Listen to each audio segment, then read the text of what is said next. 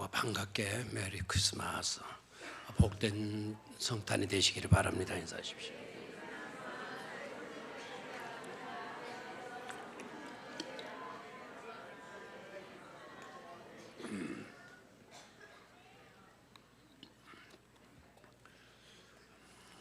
얼마 전 우리나라 드라마에 이런 장면이 방영이 되고 그 일로 인하여서 기독교 단체들로부터 공격을 받은 그런 드라마가 있었다 그래요. 드라마의 한 장면이 뭐였는가 하니까 남자들 몇 분과 여성 두 분이 원탁 테이블에 앉아가지고 음료를 마시는데 그 음료가 일반 음료가 아니고 소주와 맥주와 탁주와 또 양주와 올려놓고 잔을 들고 건배사 모양으로 건배를 하는 거예요. 그래 각자 취향에 맞는 술들을 따라 부어가지고 건배사 아닌 건배사라는 거예요. 우리 모두 메리 크리스마스인 거예요. 술자리에서 그것도 총동은 우리 한국산 술들이 되어진 곳에서 차려놓고 남녀 사람들이 술을 따라 다른 잔을 들고 메리 크리스마스 하고 이제 막 걸고 쑥 마시는 거죠. 이게 뭐냐? 이게 뭐냐? 그 우리나라 공영 방송에서 어린아이 어른들 시청하는 그런 방송국에서 고작 술을 따라 부은 잔을 가지고 그걸 지켜들고 메리 크리스마스, 이거는 성탄을 모독하는 일이다. 어떻게 이런 방영을 할 수 있나 하고 이제 기독교 단체로부터 공격을 받았어요. 어떻습니까? 여러분, 그래도 됩니까? 그러면 안 되는 겁니까? 대답이 약한 보니까 여러분들도 그런 경험을 가지신 것 같은 느낌을 받네요. 그렇게 해도 되는 겁니까? 그렇게 해서는 안 되는 겁니까? 그렇죠. 물론 술자리 석에도 성탄은 있어져야 돼요. 죄인들의 소굴이라 할지라도 그러기에 그곳에도 뭐가 이루어져야 돼요? 성탄은 이루어져야 돼요. 근데 성탄을 맞이하는 태도는 그래서는 안 된다. 그런 모습으로 성탄을 맞이하고 성탄을 축하하고 성탄을 기뻐해서는 안 된다라는 거예요. 그래서 분명히 우리는 제대로 짚어줘야 돼요. 술자리 석이랄지라도 그곳에도 크리스마스는 이루어져야 돼요, 안 돼요? 그곳이라도 예수님은 오셔야 되는 거죠. 그보다 더 악한, 더 잘못된 장소랄지라도 성탄은 이루어져야 되는 겁니다. 그런데 그런 식으로 우리가 성탄을 맞이할 수는 없는 거다라는 거죠. 요사이 성탄의 의미가 많이 상실되고 희미해졌다. 많은 지적들이 있어요. 많은 이야기들이죠. 성탄을 단순히 감상적인 기대 정도로 생각하고 지나가는 경우들이 많죠. 기껏 선물 주고받는 그런 날로 기껏 산타가 와가지고 우리가 바라던 선물을 주고 가는 날 정도로 이렇게 성탄을 맞이하게 되는 것, 그렇게 성탄을 이해한다는 것도 그것도 분명 문제가 아닐 수가 없는 것입니다. 예수님의 탄생제 상황과 형편을 우리가 조금이라도 생각하게 되어진다면 우리는 그런 식으로 성탄을 인식할 수 없다라는 것이죠. 예수님 당시에 예수님 탄생하실 그 시대의 상황과 형편이 어떠했습니까? 여러분들이 잘 아시고 계시죠?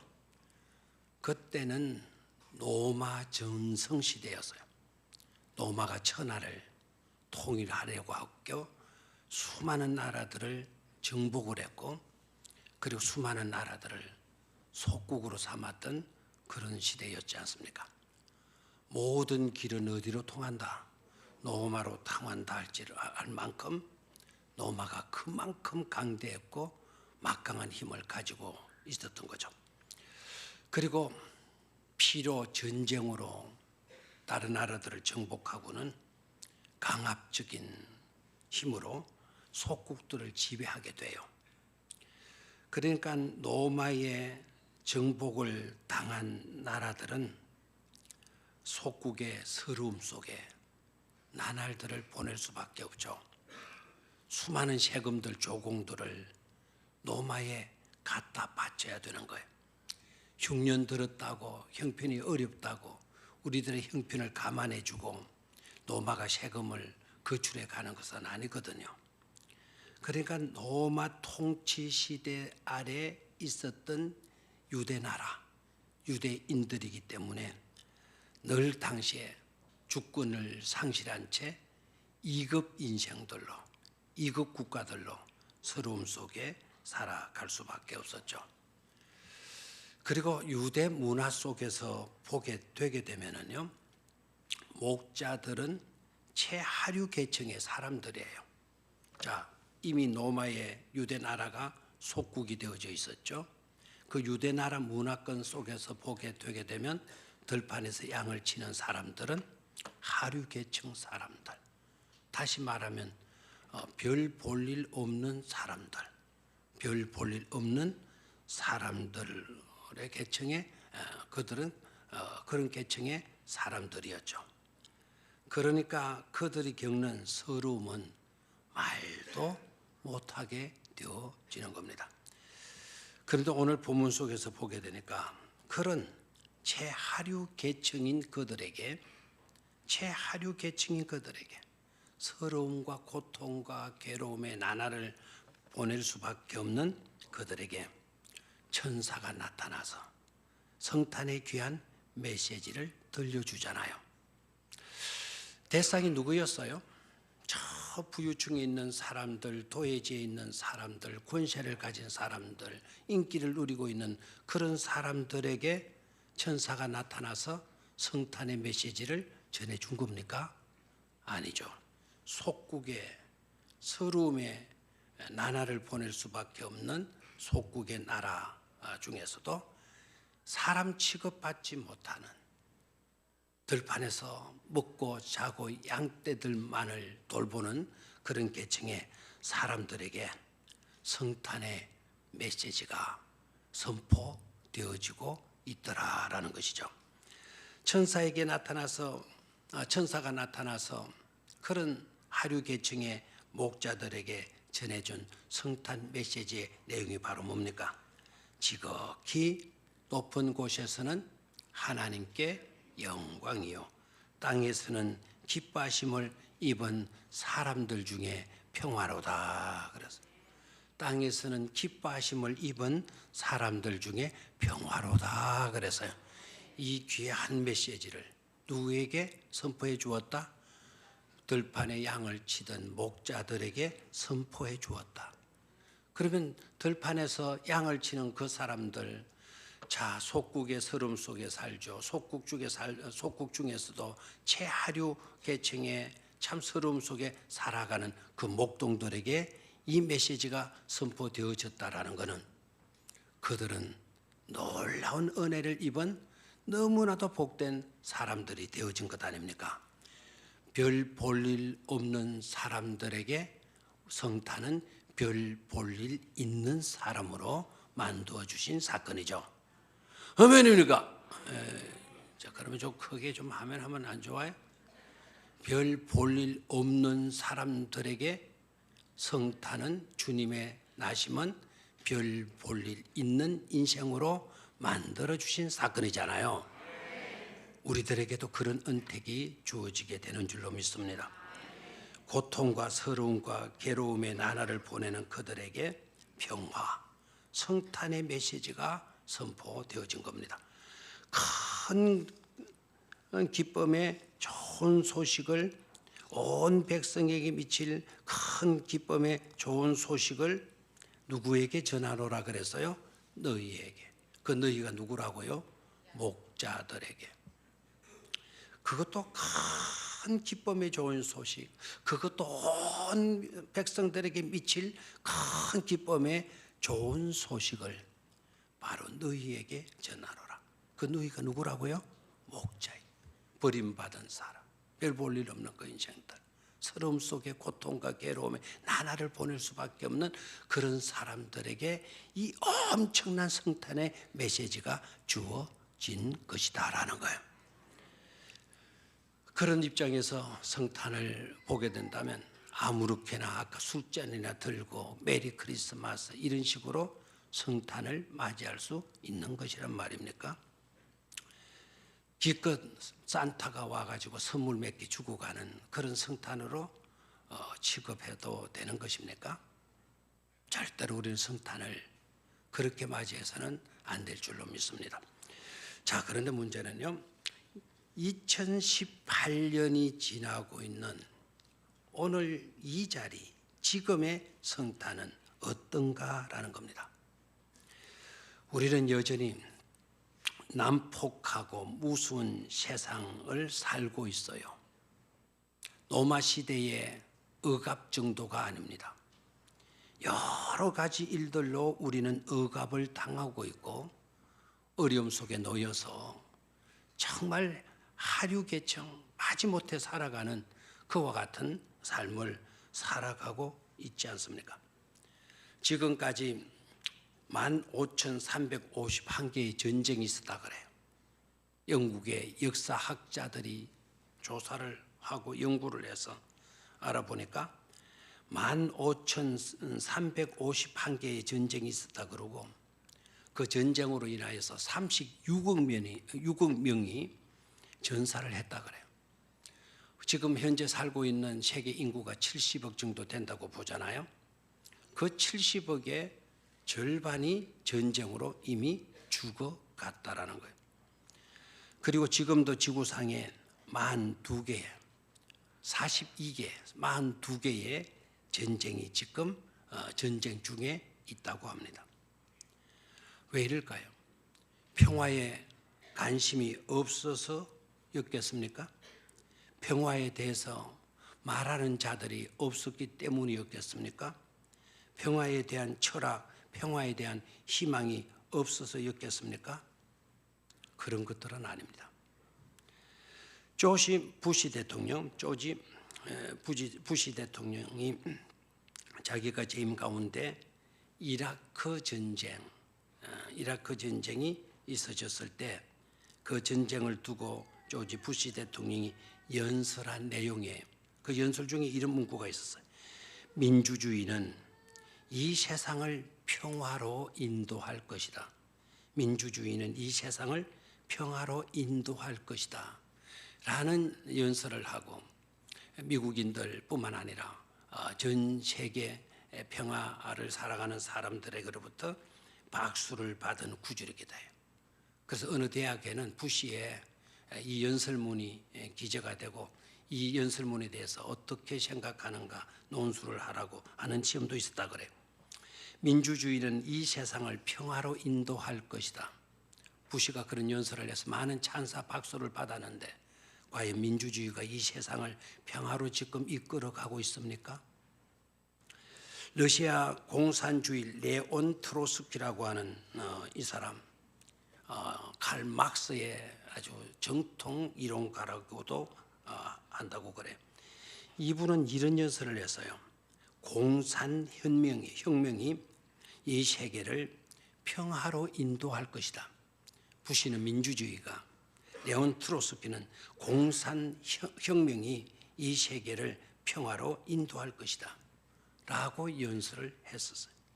그런데 어떻습니까? 공산세계가 이 세계를 평화로 인도했습니까? 평화로 인도하기는커녕 공산체계가 1980년도에 무너지고 말지 않았습니까? 어떤 사람들은 유럽연합이 이 땅에 평화를 가져다 줄 것이다. 여러분 유럽연합 아시죠? 유럽연합이 이 땅에 평화를 가져다 줄 것이라고 말을 합니다. 그런데 유럽연합 자체 안에도 영국이 비토를 했고 또 다른 국가들도 참여를 하고, 그래서 과연 그런 단체들 연합이 이루어진다고 해서 과연 이 땅의 평화가 이루어지게 되는가? 그런 것이 아니죠. 핵무기를 없애면 평화의 세계가 이루어질 거다. 철책선 38선 철조망을 없애면 평화가 올 것이다. 이렇게 생각하는 것들은 다 착각일 수 있다라는 거예요. 우리 집과 옆집의 울타리만 제거하게 된다면 평화가 오는 겁니까? 그렇지 않았습니다. 앞으로도 절대로 그렇지 않을 것입니다.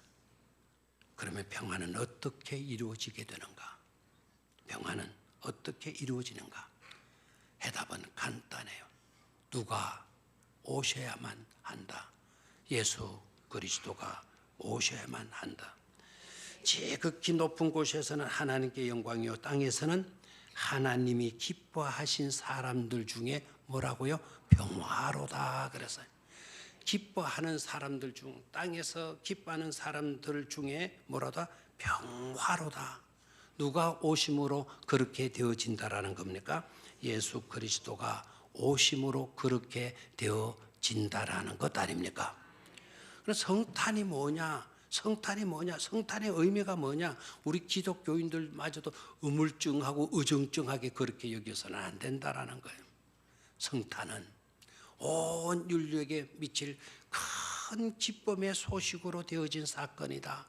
그리고 성탄이 있어짐으로 기뻐하심을 입은 땅에 기뻐하심을 입은 모든 사람들 중에 뭐가 이루어지는 날이다? 평화가 이루어지고 실현되어지는 날이다라는 분명한 인식과 고백과 믿음과 확신을 가질 수 있어야 될 줄로 믿습니다.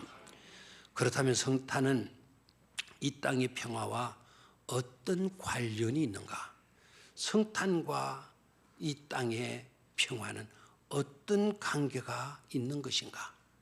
그리고 그 평화는 어떤 것인가? 무엇인가를 우리는 생각하지 않을 수가 없어요. 거기에 대한 해답을 우리가 찾을 때에도 세상 역사책 속에서 찾아내지 못, 세상 역사책에서 그 해답을 찾으려고 하면 여러분 헛수고만 하는 것이 되고 맙니다. 역사 속에 그것을 실현한 역사가 없었고 실현한 사람이 없었기 때문에. 그러면 어디에서 해답을 찾아야 되나? 예수님의 생애입니다. 예수님께서 행하신 사역입니다. 예수님의 생애와 예수님의 사역을 통해서 보게 될 때 그 해답을 우리는 찾을 수가 있다라는 것이죠.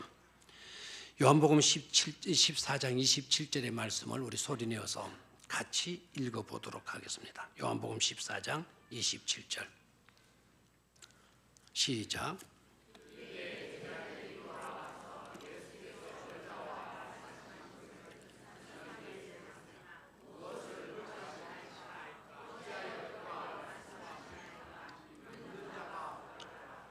저 말씀 속에 해답을 찾기라는 건 불가능하죠. 요한복음 14장인데 4장을 찾아놨네요. 자, 제가 읽어드릴게요.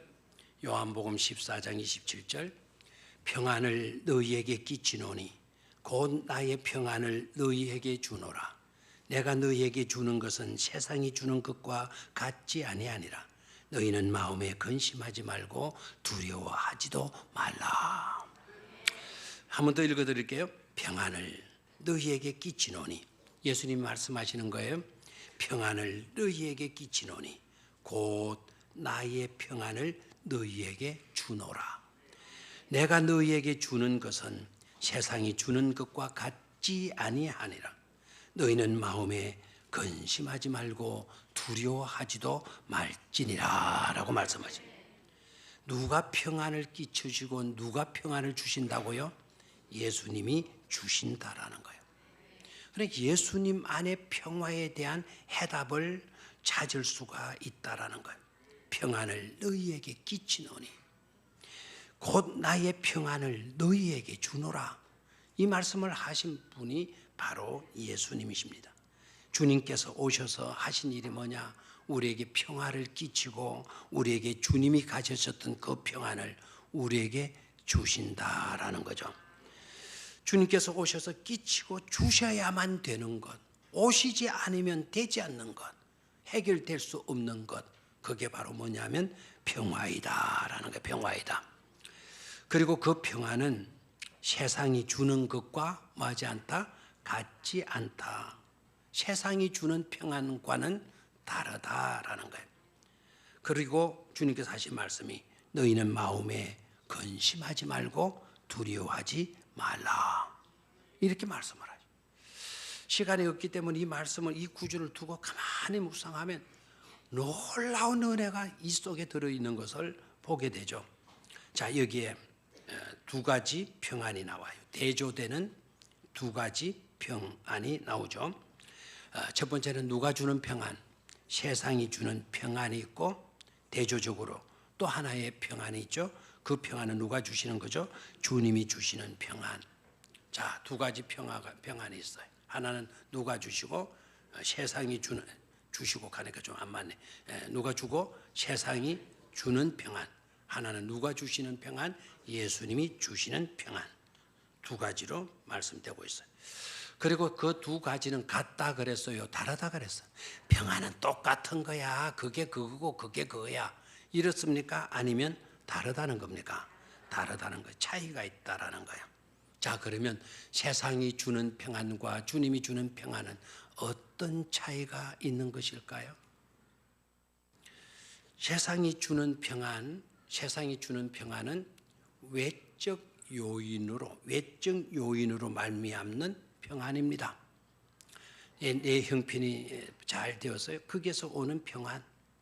내가 살기 좋은 곳에 살게 되었어요. 그것으로 인한 평안. 건강할 때 건강함으로 주어지는 평안. 내가 어떤 물질이 복이 주어져 가지고 그 물질 때문에 얻어지는 평안. 그런 평안들, 즉 외적 요인으로 말미암는 평안. 그것은 뭐로 어떤 평안이다? 세상이 주는 평안이다라는 거예요. 그러나 주님이 주시는 평안은 어떤 것이죠?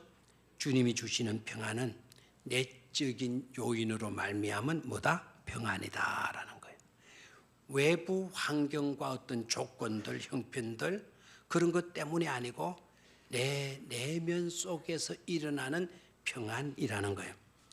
제가 이렇게 질문하면 여러분 시험에 좀 들 것 같은데 할 수 없습니다. 한번 질문해 봅니다. 여러분 세상이 주는 평안에 끌려요? 주님이 주시는 평안에 끌려요? 솔직히 많이 시험에 들죠, 그죠? 대답하기 곤란하면 그냥 가만히 계셔도 돼요. 우리는 외적 요인으로 인한 평안해지기를 기대해요.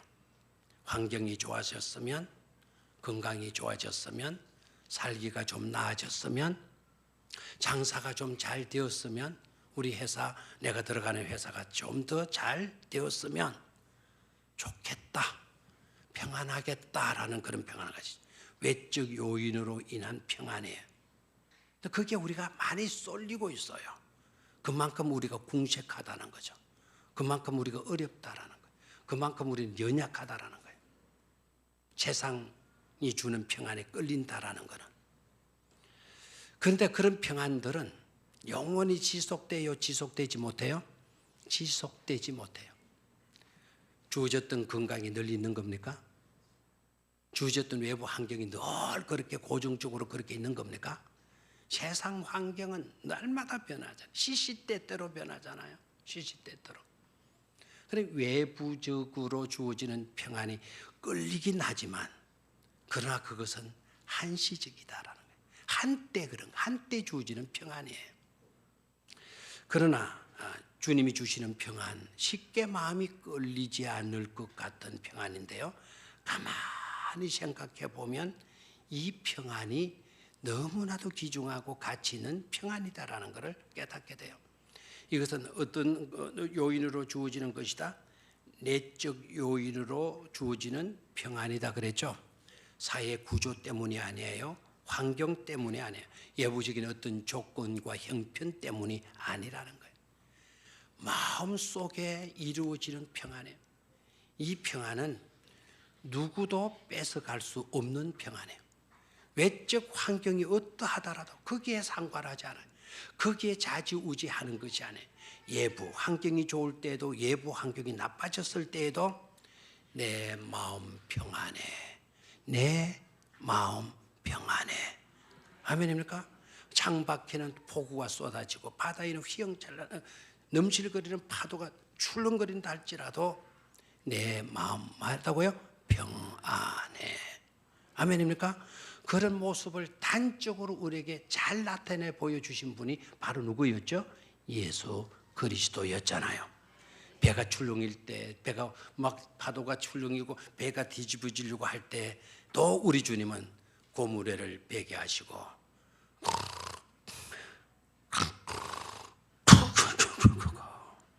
어떤 사람 코고는도 많은데 진짜 그 사람 옆에는 절대로 못 자겠다. 갑자기 쾅 하더니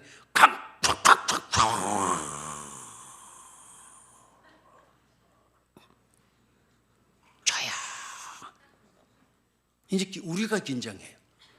저 숨 떨어진 거 아닌가 저거? 아유 눈을 깨야 되나 불을 켜야 되나 촛불을 켜야 되나 죽은 거 아이가? 그러면 콱 하고 떨어져요. 사람이 진짜 막 놀라게 하죠. 우리 주님이 그런 모습으로 주무시지 않았겠는가 생각해. 오늘 왜 이렇게 하는 거 아니고 우리 주일학교 학생들이 설교에 참석해가지고 저마다 얼마나 힘들게 해서 어른들은 언어로 사용하니까 쟤들도 좀 재미가 있어야 되지 않겠어요? 그 파도가 치는 배가 뒤집으려고 하는 그런 와중에도 제자들은 불안에 떨었지만 예수님은 평안히 주무셨어요. 그 평안을 주님이 가져오게. 내가 너에게 주는 평안은 세상이 주는 평안과 다르다라는 그런 것을 느낄 수 있지 않습니까? 문제는 내적 요인이에요. 외부 환경에 우리의 평안이 좌우지되는 게 아니고 내적 요인에 있다. 내 마음이 평안해져야 어떤 환경에서도 우리는 언제 어디서라도 우리는 뭐 할 수 있다? 평안할 수 있다라는. 예수님이 그 평안을 주시기 위해서 이 땅에 오신 것이다 이 말입니다. 야고보 4장 1절 말씀을 같이 읽도록 하겠어요. 모든 문제는 내적인 요인에 있다. 야고보 4장 1절 시작. 너희 중에 싸움이 어디로부터 다툼이 어디로부터 나느냐? 너희 지체 중에서 싸우는 정욕으로부터 나는 것이 아니냐? 싸움이 어디로부터 난다고요? 다툼이 어디로부터 난다고요? 우리 마음에서 난다는, 우리 마음의 정욕에서 난다는, 외적 요인에서 다툼이 나는 것이 아니다. 싸움이 일어나는 것이 아니다. 우리 마음에서부터 나오는 것이다.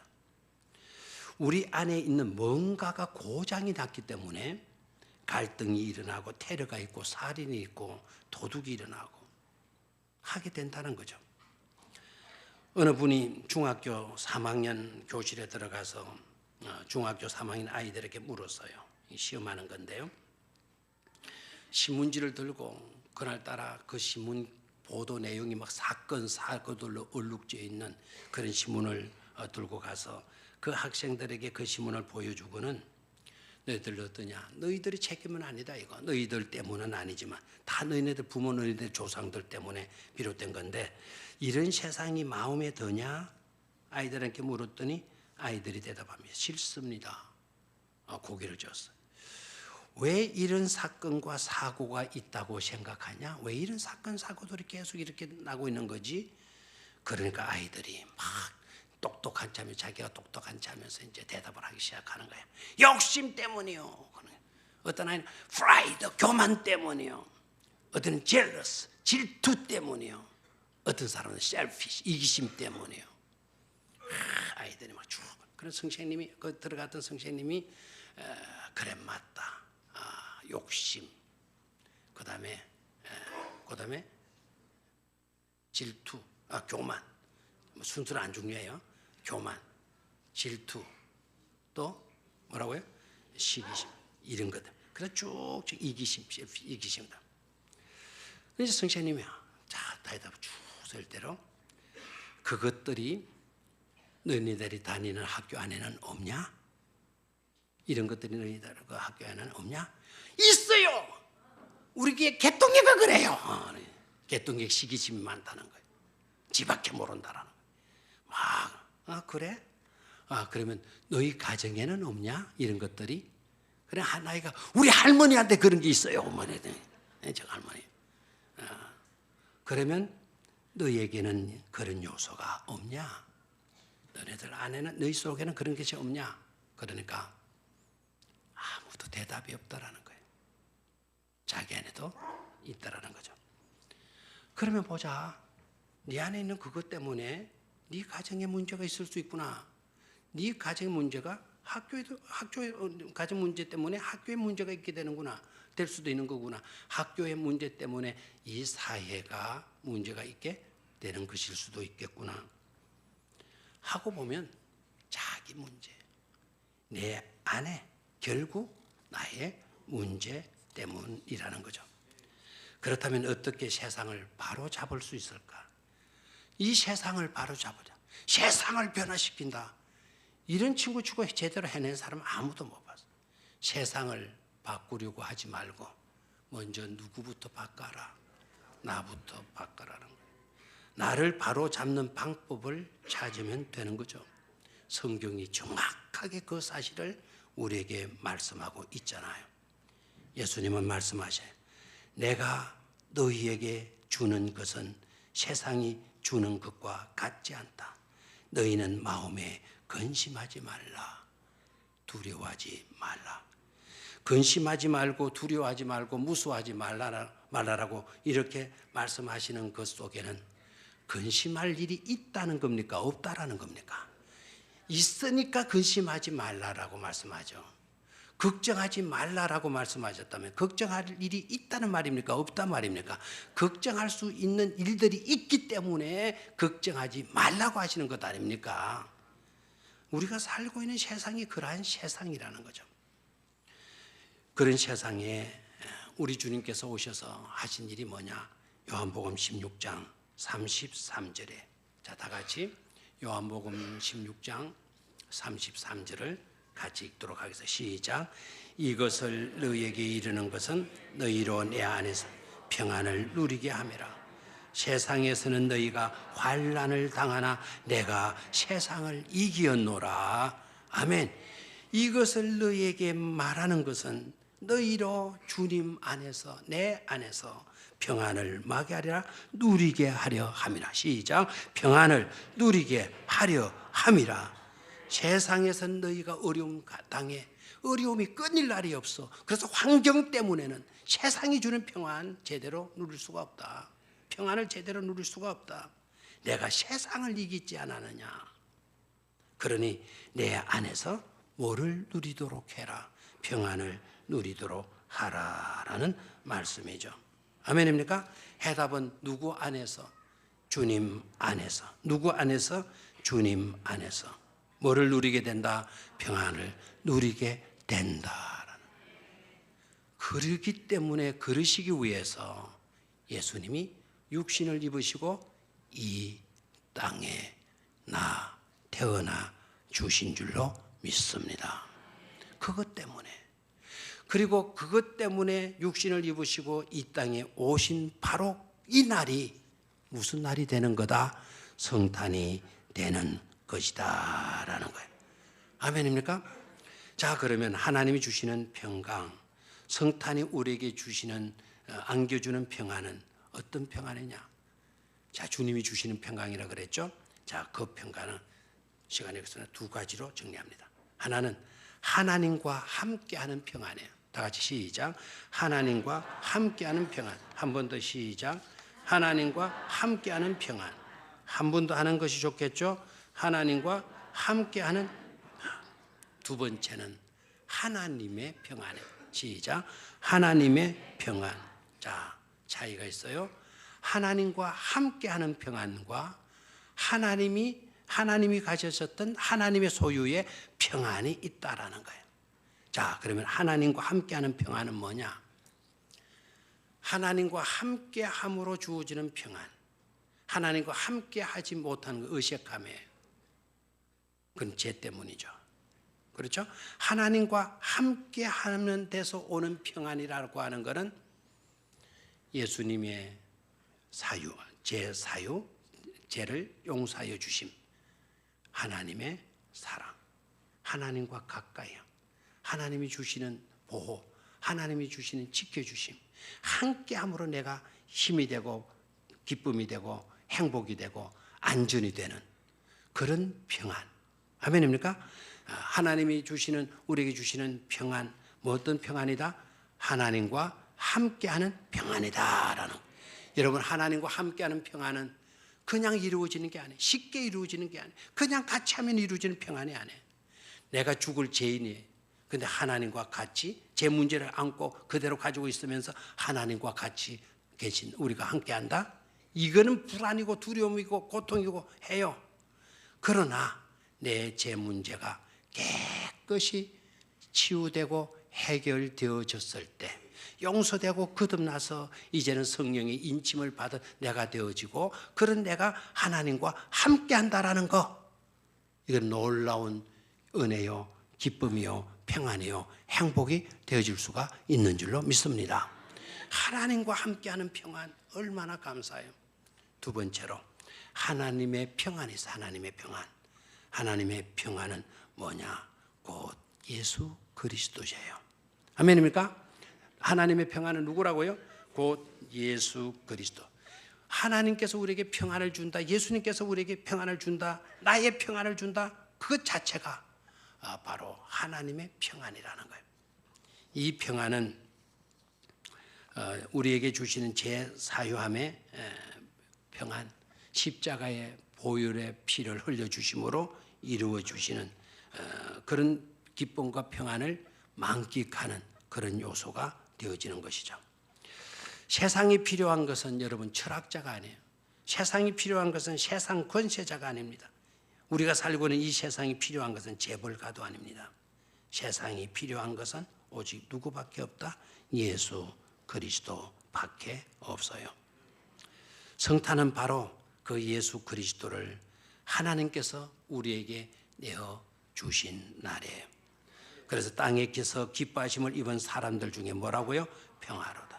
그는 평화로 오셨고 평화를 필요로 하는 자들에게 평화를 안겨주시기 위해서 오셨고 온전한 평화가 이루어지기 위해서 우리의 모든 죄짐을 대신 감당하시기 위해서 우리 주님은 오신 것이죠. 아멘입니까? 롤스로이스 이야기, 여러분 롤스로이스는 영국에서 아주 유명한 최고의 가치를 가진 수제 차량입니다. 이 차는 엄청나게 비싸요. 손으로 다 두드려가서 만들어서 얼마나 비싸요. 우리나라에도 제가 얼마 전에 병원에 갔을 때 그 병원 원장이 롤스로이스를 타고 있더라고요. 그래서 원장한테 이 차를 어떻게 이렇게 찾습니까? 하니까 이거 비쌀 텐데 이거 비싸고 비싸게 주고 샀다는 거예요. 근데 이 차를 사가지고 특징이 뭐냐 그러니까 좋은 점이 뭐냐 그러니까 고장이 났다.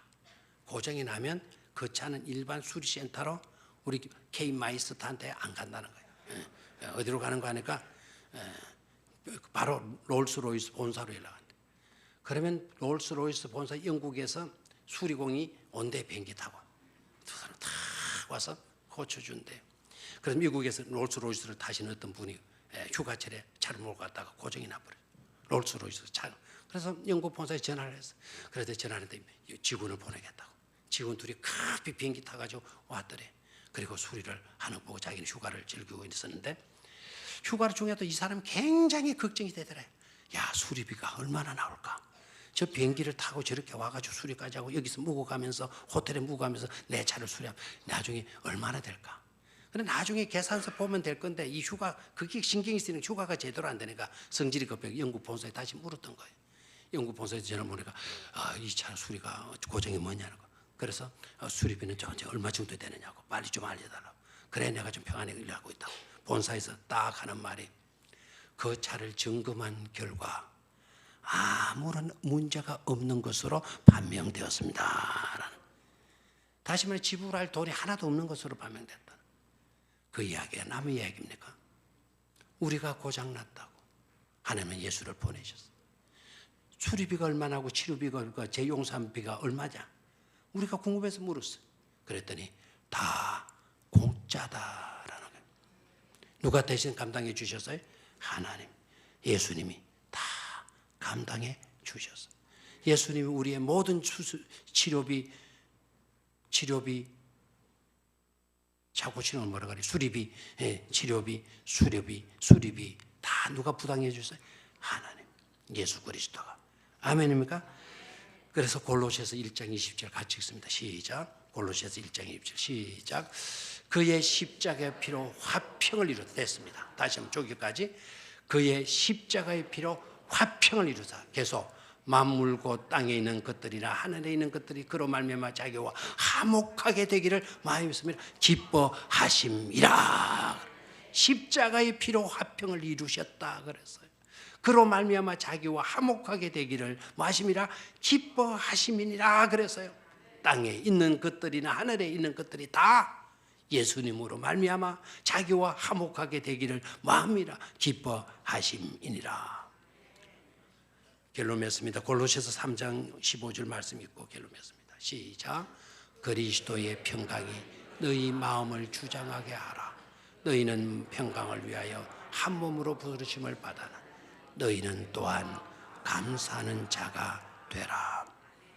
그리스도의 평강이 너를 주장하게 하라. 아멘입니까? 여러분, 성탄이 어떤 날이에요? 우리의 죄값을 치르시기 위해서 예수님이 오신 날, 구주가 오신 날 맞아요. 분명히 대답할 수 있어야 돼. 그러나 그것에 멈추지 마세요. 성탄은 우리에게 평화를 안겨주시는 날이다라는 거예요. 구원받지 못한 사람 절대로 평안할 수가 없어요. 재용산 받지 못한 사람 절대로 평안할 수 없어요. 그래서 평안 속에는 그 구속, 제사함 모든 것들이 다 해결된 상태, 그게 바로 뭐라고요? 평안이에요. 그래서 크리스마스는 주님께서 오셔서 우리에게 뭐를 안겨주신 날이다? 평안을 안겨주신 날이다. 그리스도의 평강이 나를 주장하고 여러분들을 주장하고 우리 교회를 주장하고 이 나라를 주장하는 그런 성탄절로 우리는 맞이해야 될 줄로 믿습니다. 그렇게 되기를 주의 이름으로 축원합니다.